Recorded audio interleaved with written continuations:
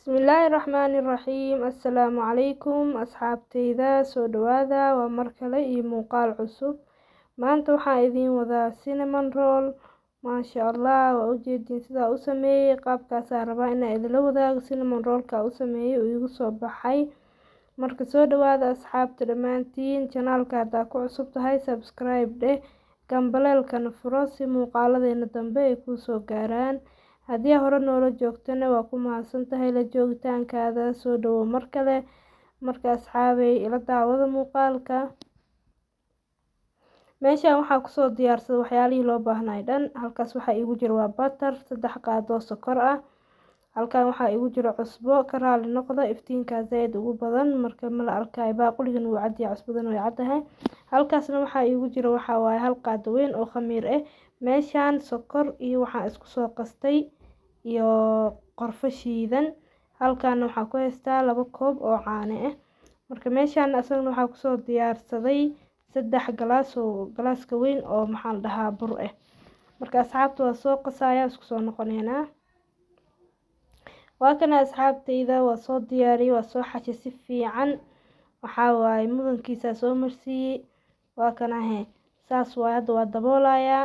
waa kana oo noo soo faxay video in kuma dheereenin ani ahaan muuqaalada aad u dheer ma jecli. marka waxaan rajeynayaa in idinkana muuqaalka markuu yar yahay uuna wixii dhameystiran yahay aad ku haysan doontiin insha Allah. waa kana oo noo soo faxay aad noogu soo faxay cabbaar u yaalay. marka adeeg kugu xiran tahay cimilada aad joogtay ku xiran tahay. asxaabay haddana waa soo fidiyay baalkii, waa soo fidiyay burkii. gudaha waxaa kasoo marinaya ama korka aan dhahay waxaa ka marinaya blue band. haddaa blue band haysan butter mari kartaa. waxaa la rabaa sokorta iyo inay isqabsato iyo qorfihii haddaayaan isku soo shiidnay.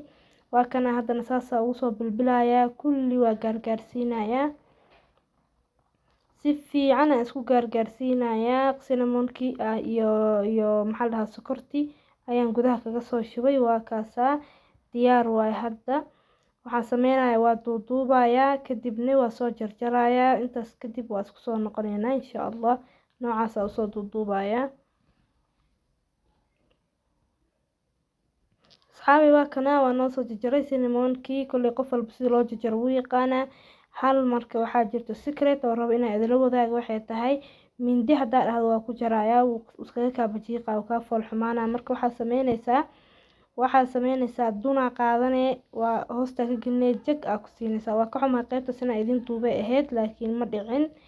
haddana waa kana saan noogu soo baxay cinnamonkeeni waan soo dubay 180 aan kusoo dubay. maasha Allah.